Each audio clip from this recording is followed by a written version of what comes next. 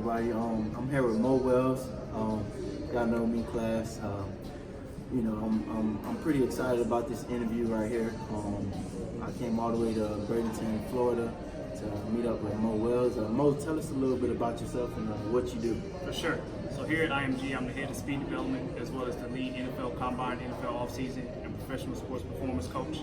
So here I work for every sport that's available here at IMG Academy on a national and varsity level, as well as training all the professional athletes.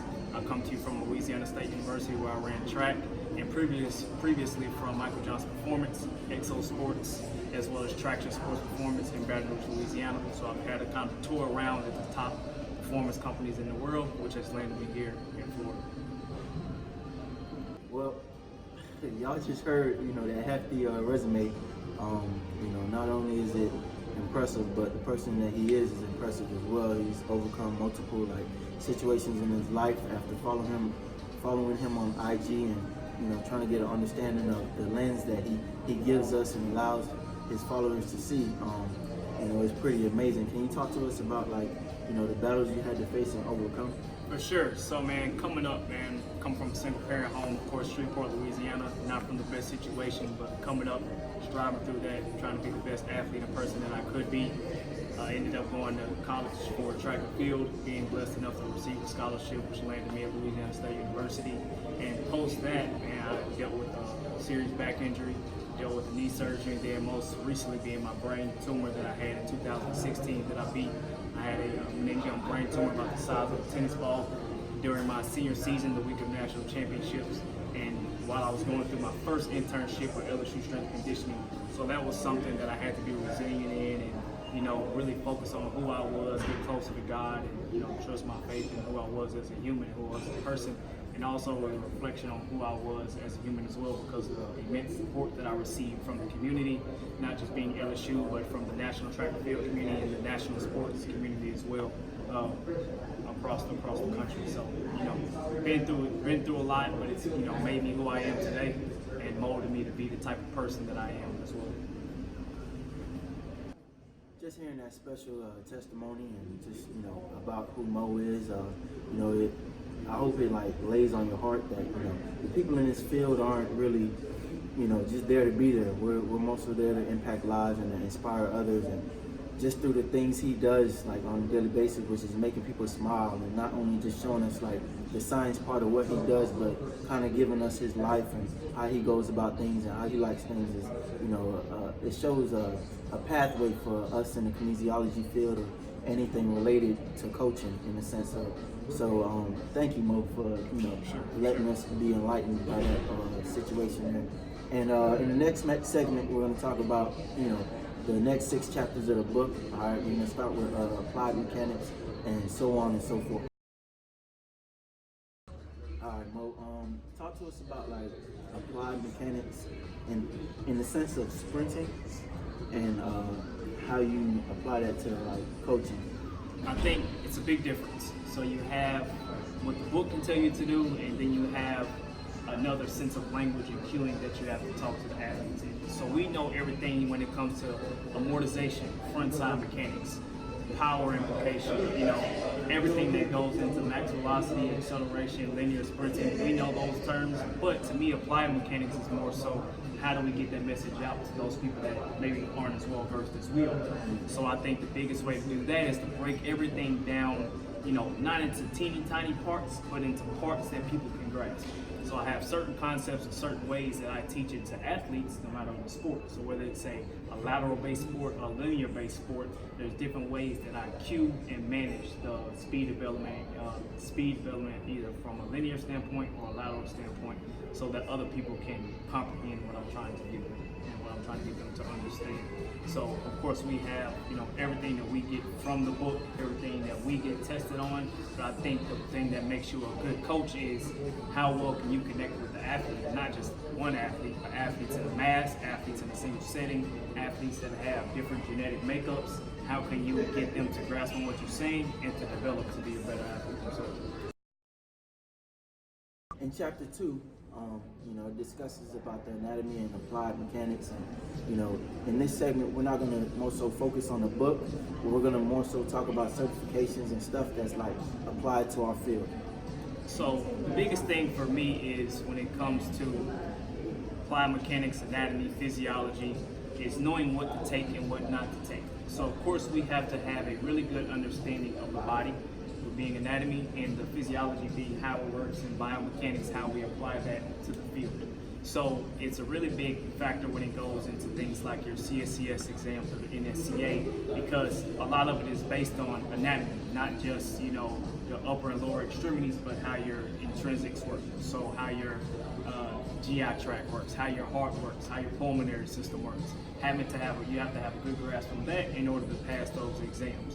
You have other exams like the PES through NASCM. That exam is, you know, still based off the general model that the NSCA has as well, but it's just not as difficult.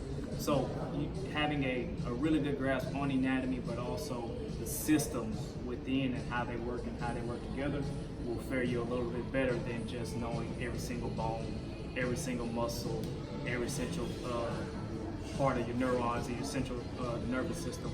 Is also knowing how it works as a unit, knowing everything that there is about nutrition, because I think that was the biggest portion for me on passing the CSCS. So for myself, I have my CSCS certification, I have my exercise physiologist certification through ACSM, I have my PES, I have USAW, I have the USTFCCCA certifications through track and field and strength and conditioning, as well as USA Track and Field Level 1 and CPR First Aid AED as well, on top of, you know, finishing my 3rd degree. So all of that information from all those different certifications, at some point they cross. The body only works, so, you know, only works a certain amount of ways. So I think once you have a good grasp of not just anatomy but physiology as well, getting into the systems, how the systems work, then you'll be more so all better for passing those certifications, and also being able to practice and do things yourself so you can pass the practical portions that some of those certifications have as well. Okay, and speaking of practice, run through like your study habits and how you had to prepare for the CSCS, how many months it took. Okay, so the CSCS, I'm not a very good test taker. First time I took the CSCS, I was fresh out of undergrad, I failed it. I went in thinking that, I could just take this test, it's gonna be easy. I've been an athlete, I was just getting into strength conditioning, and it's something that I could just go in and do. Wrong, cannot do that. So second time around, I did not read the book. I won't lie to you. The NSCA book for strength and conditioning, if you don't take anything else away from this, I did not read the book. I used a very, very, very thorough practice test that had about 300 questions. I had notes from every single chapter in the book, which is kind of like a Spark Notes type of thing, but it was done by another strength coach who made it after he took the exam. I used the Pocket Prep app as well, so because paralysis by analysis is a real thing. You go through the whole book, read it, do everything that you need to do, then you go take the exam, you're trying to, oh man, what chapter, what page? So it's important to pull out what matters. So if you have the book and you don't have those certain study resources, I would say if you're gonna go through it, highlight what you need. Highlight the tables. The tables are a really big thing in there. And the biggest thing to me in there is the nutritional guidelines. So the charts, the equations that you have to use for the player profiles, that was the biggest thing to me. That was the biggest thing that stood out both times that I took the exam. The practical to me is kind of, you know, self-explanatory if you've been in the sport or if you've been in the profession, just to look around it a little bit. But with the certification itself, I believe that, you know, that nutrition part, and that's how I studied for the test. I studied for it for about 2 months. I had a job on the line the second time I took it, so I had to dial in and focus. So I couldn't feel it like the first time when I had put it off after I took it. But, you know, if you're not a test taker, you will be okay. I would say no more than, you don't want to overstudy, because, you know, then you go into a brain fry type of situation. But you can pass it to me within a month to 2 months worth of studying, but also get in the weight room, you know, work with athletes, you know, put yourself in a setting where you will learn more practical, because things start to make sense that we might not understand when we're put into a setting where we have to apply what we know. I'm going to talk about chapter 3 through 6 all collectively. Okay, we're going to talk about linear and lateral angles. So when it comes to linear speed development as well as lateral speed and change of direction and angular speed and kinetics, I'll tell you just how I tell the athletes. Your body works as a whole. The kinetic chain, if you're familiar with anatomy trains, everything is connected. Your myofascial system, your myofascial lines, everything works together. So if you have low arms when you sprint, your knee lift, the shapes, your amortization, everything is not going to function together. So with that being said, when I teach it, I always teach it two ways: technique, posture. Okay, the technique of the sprint, the level at which we lift our knees, we dorsiflex our ankles, to where we lift our arms.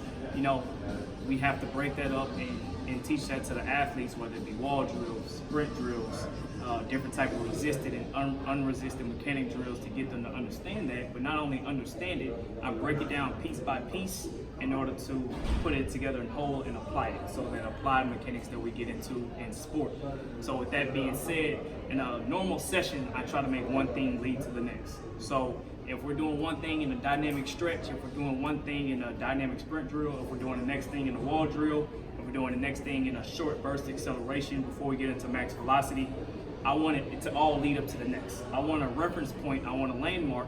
So if I'm at B, I want to be able to refer back to A and give the athlete a landmark. I work by landmarks, okay? So if you remember how we felt when we did this on the wall drill, you remember how you felt when we did this during the movement prep. Do you remember the shape or the angle that I had you standing in your stance in or going through movement in when we did our dynamic sprint drills or our lateral crossovers or whatever the case may be? And then that helps the athlete click. That's where you become a more efficient coach, because then you can talk to them in their language. We can dumb it down. We don't have to use big fancy terms that we might use, like you'll never ever hear me say amortization to an athlete or some type of superficial biomechanical term.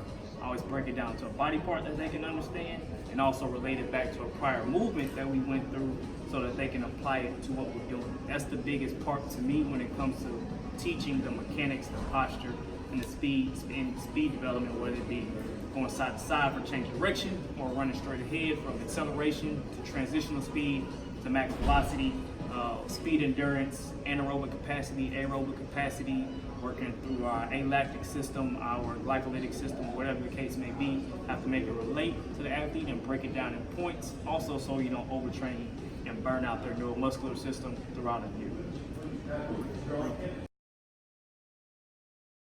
That's the end of the interview here. Mo, I really appreciate you. For sure. And hopefully we could talk in the future about more things.